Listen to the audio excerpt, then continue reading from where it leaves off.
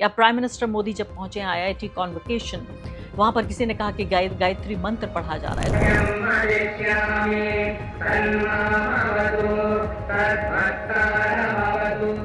क्यों इस तरह से एक बिल्कुल हिंदू इंडिया बनाने की जो ये कोशिश है, सीधे तौर पर संविधान की धज्जियां उड़ाते हुए यहाँ सिर्फ और सिर्फ एक धर्म के श्लोक यहाँ पर पढ़े जा रहे हैं। यहाँ पे एक खबर छपी थी, IIT students told how low to bow before Modi. कितना झुकना है नरेंद्र मोदी के सामने, ये सिखाया गया था, ये बताया गया आईआईटी के छात्रों को कि कितना झुककर नरेंद्र मोदी जी को प्रणाम करना है।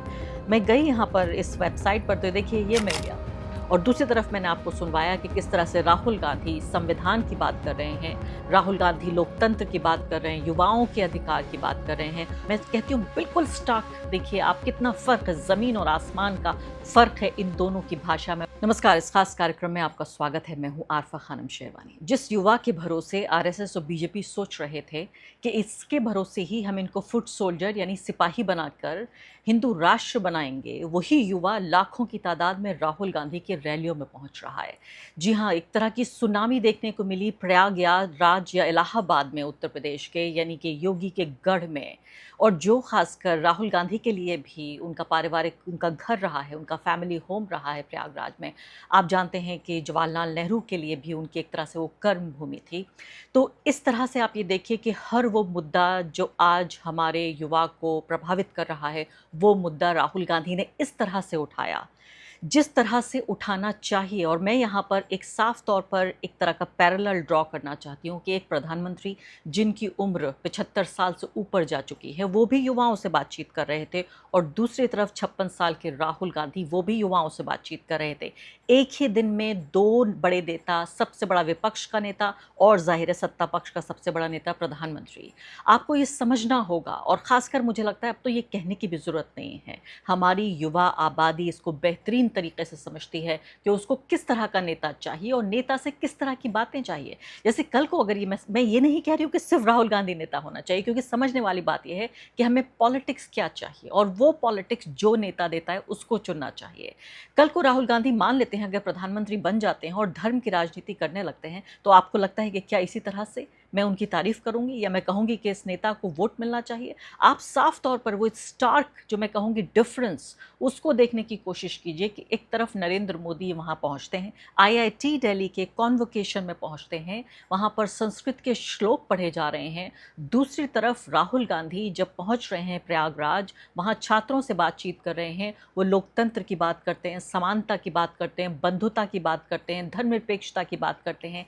एक बार मैंने नहीं सुना राहुल गांधी के मुंह से कि उन्होंने कोई भी हिंदू मुस्लिम करने की कोशिश की हो। इस सब के बावजूद भी कि राहुल गांधी को अच्छी तरह पता है कि एक बाकायदा वोट बैंक है जिसको वो आकर्षित कर सकते हैं, जो उनकी झोली में आ सकता है, वो युवा को बहला सकते हैं, फुसला सकते हैं, उसी तरीके से जैसे पिछले 12 साल से लगातार नरेंद्र मोदी की पार्टी बीजेपी करती रही है। उसके बावजूद भी मैं कहती हूँ बिल्कुल स्टार्क, देखिए आप कितना फ़र्क है, ज़मीन और आसमान का फ़र्क है इन दोनों की भाषा में। और यही समझना ज़रूरी है कि राहुल गांधी की सुनामी प्रयागराज में, वहाँ पर उस उत्तर प्रदेश में जहाँ पर जब कॉकरोच जनता पार्टी का प्रोटेस्ट हो रहा था, तो आप सोचिए कि ढंग से किसी प्रोटेस्ट साइट पर प्रोटेस्ट नहीं होने दिया गया उत्तर प्रदेश में, बाकायदा लोगों को मैं कहूँगी दमन कर दिया गया उस प्रोटेस्ट का। वहाँ भी अगर लाखों की तादाद में, माना जा रहा है कि 2 से लेकर 4 लाख की तादाद में वहाँ युवा पहुँचे थे राहुल गांधी को सुनने के लिए।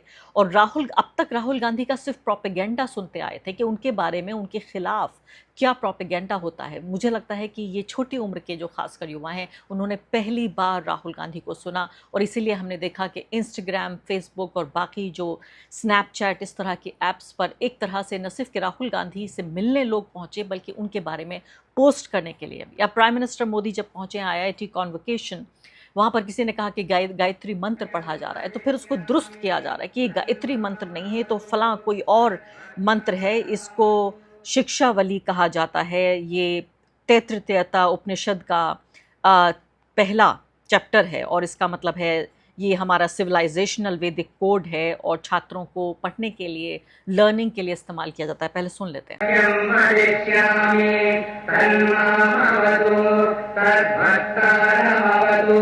अवतु माम् अवतु भक्तारम् ॐ शान्ति शान्ति शान्तिः शीक्षां व्याख्यास्यामः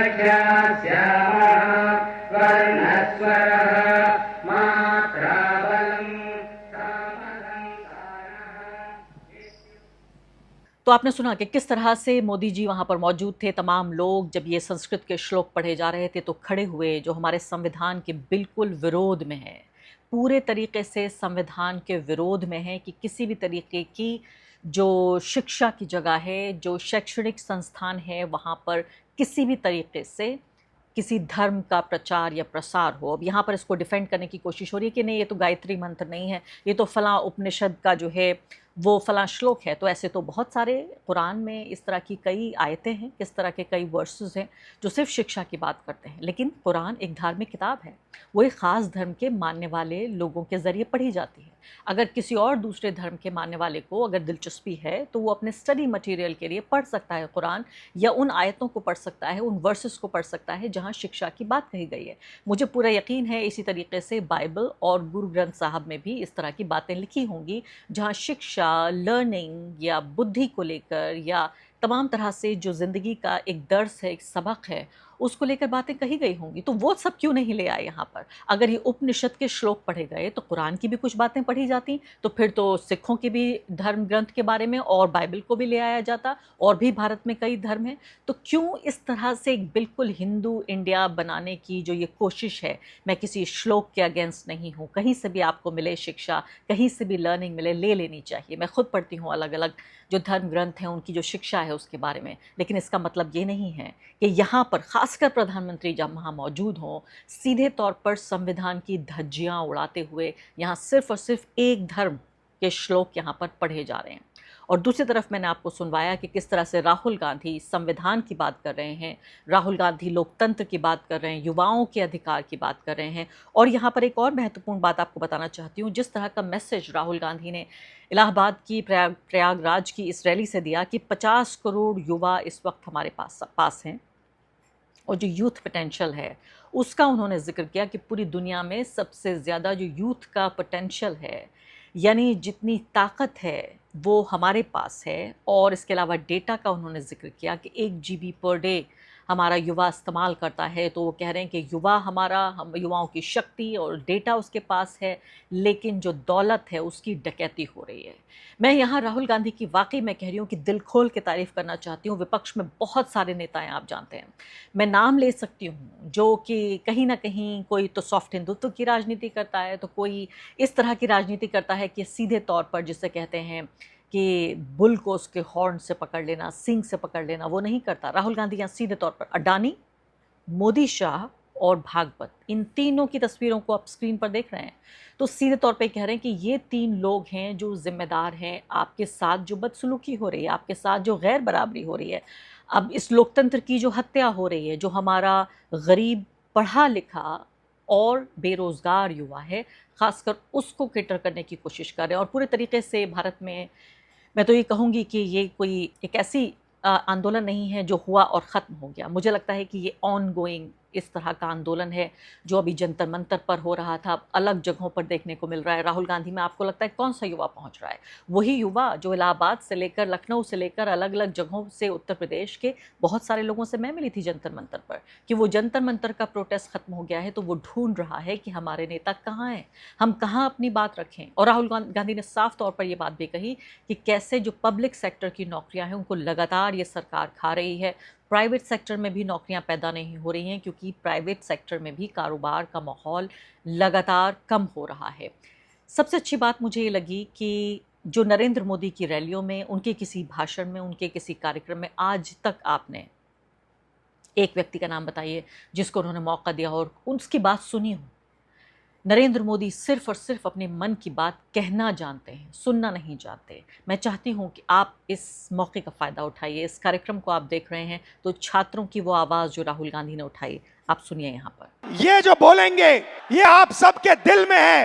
ये जो सवाल उठा रहे हैं, हिंदुस्तान का हर एक युवा यही सवाल पूछ रहा है, उठा रहा है। पैसा होता हम भी सीट खरीद लेते। आज मैं ब्लिंकिट में काम करता हूँ 10 घंटा, उसके बाद मैं पढ़ाई करता हूँ। 21वीं सदी की मजदूरी करने के बाद पेपर लीक होता है और कोई अमीर बच्चा, अमीर परिवार पेपर खरीद के मेरे फ्यूचर को खत्म करता है। आइए बताइए। यूपीएसआई की भर्ती 2020-21 में आई थी, इससे पहले तो उसमें व्यापक स्तर पर घोटाला हुआ था। मैं मानता हूं इस चीज को कि वो भारत की एग्जामिनेशन हिस्ट्री का सबसे बड़ा घोटाला था। सर, मेरा दरोगा बनना एक सपना था। मैं किसान फैमिली से बिलोंग करता हूं, तो मैंने नई भर्ती की आस में तो फिर से पढ़ना शुरू कर दिया और मुझे पढ़ते पढ़ते 4 साल गुजर गए। सर, 2025 में फिर यूपीएसआई की भर्ती आई और ये चीज़ें 2025 में भी देखने के लिए मिली। ये अकाउंटेबिलिटी इसकी फिक्स करने वाला कोई नहीं है। मैंने अपनी तैयारी 2018 में शिक्षक भर्ती के लिए की थी। 2018 से आज तक मैं उसी की तैयारी कर रहा हूं। सरकार के पास जगह खाली है, फिर भी वैकेंसियां नहीं दी जा रही हैं। अगर आज 2018 से मैं अब बेरोजगार टहल रहा हूं, कोई स्किल हमें दे दिए होते 2018-17 में, तो मैं कहीं प्राइवेट, फिर सेकेंडरी, इस प्रयागराज में या इस आसपास के इलाकों में हमें कोई ऐसा इशू नहीं है, ऐसे कोई मतलब रिसोर्सेज नहीं है कि मैं प्राइवेट काम कर सकूं, और काम करूं तो वो डेली वेजेस के हिसाब से बहुत कम हो जाएगा। अब प्रॉब्लम क्या है मैं आपको बताता हूं। प्रॉब्लम है कि आप पढ़ाई करते हो, पैसा डालते हो, मेहनत करते हो, मगर रोजगार के सारे दरवाजे हिंदुस्तान में बंद पड़े हुए हैं। तो यहाँ सीधे तौर पे आप ये देख रहे हैं कि किस तरह से राहुल गांधी, मोदी, अडानी भागवत की बात कर रहे हैं और ये भी मुबारकबाद दे रहे हैं छात्रों को कि आपने उस सिस्टम को जो आपके खिलाफ बनाया गया था, आपने उसको समझ लिया है और आप अच्छे तरीके से इस राजनीति को समझ रहे हैं। और दूसरी बात आपको बताना चाहती हूँ, ये देखिए सामने अपने, ये पोस्टर जैसा आपको लग रहा है अखबार का पन्ना है, ये टेलीग्राफ न्यूज़पेपर, बड़ा ही अच्छा अखबार है और बहुत बहादुर पत्रकारिता करता है। यहाँ पे एक खबर छपी थी, IIT students told how low to bow before Modi. कितना झुकना है नरेंद्र मोदी के सामने, ये सिखाया गया था, ये बताया गया IIT के छात्रों को कि कितना झुक कर नरेंद्र मोदी जी को प्रणाम करना है। मैं गई यहाँ पर इस वेबसाइट पर, तो देखिए ये मिल गया। हमारे पत्रकारों को, हमारे संपादकों को कितना डरा दिया गया है। बहुत अच्छा अखबार है ये और बहादुरी से रिपोर्ट उन्होंने की भी। लेकिन अब पता चला है कि न सिर्फ कि अपनी वेबसाइट से, बल्कि ट्विटर, फेसबुक, इंस्टाग्राम, सब जगह से पता नहीं कहाँ से फरमान आया होगा। आपको पता है कहाँ से फरमान आया होगा? बताइए कमेंट सेक्शन में। मुझे तो नहीं मालूम, मैं बहुत मासूम हूँ। मुझे बिल्कुल नहीं मालूम कि इस अखबार को कहाँ से फरमान आया कि ये पन्ना हटा लीजिए। बाकायदा रिपोर्टेड पीस है, ये कोई गलती से लिखी हुई चीज़ नहीं है, कुछ स्पेलिंग मिस्टेक नहीं हुई है, कोई गलत हेडलाइन नहीं लिखी गई है। ये जो लिखा गया था कि झुकने के लिए, और सौरभ दास ने इस पर कमेंट किया था, इसके अलावा भी बाकी कई लोगों ने कमेंट किया था। उन्होंने कहा था कि ये IIT दिल्ली है, यहाँ पर इंजीनियर्स पढ़ाई करते हैं, टेक्नोलॉजी की पढ़ाई होती है मोदी जी। ये आपका किसी मीडिया का न्यूज़ रूम नहीं है जहाँ आप पत्रकारों को ये सिखा रहे हैं। यानी कि तथाकथित जो मुख्य धारा का दरबारी मीडिया है उसके बारे में कह रहे थे सौरभ दास कि ये कोई मीडिया नहीं है आपको जिसको आप झुकना सिखा रहे हैं। और इसकी एक मिसाल कि हमारा युवा किस तरह जाग रहा है, आप ये देखिए, नालसार यूनिवर्सिटी ऑफ जो लॉ है उसका ये किस्सा सुनने में आया है हैदराबाद में कि चीफ जस्टिस ऑफ इंडिया, यहाँ जो कॉन्वोकेशन सेरेमनी होने वाली थी उसके चीफ जस्टिस ऑफ इंडिया उसके चीफ गेस्ट थे सूर्यकांत जी।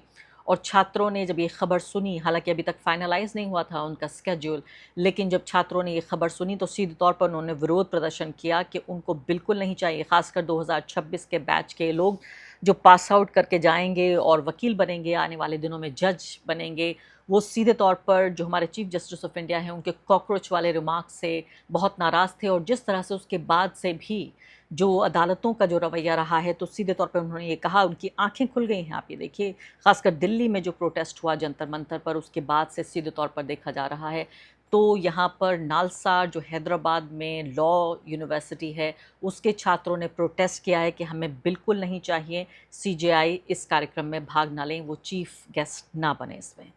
तो साफ तौर पे मुझे लगता है कि राहुल गांधी ने ये कमान अपने हाथ में ले ली है और सीधे तौर पर भारत के युवाओं की जो नब्ज़ है उस पर उनका हाथ सीधे तौर पर नज़र आ रहा है। और मुझे लगता है कि आने वाले कुछ दिन, कुछ महीने बेहद दिलचस्प होने वाले हैं।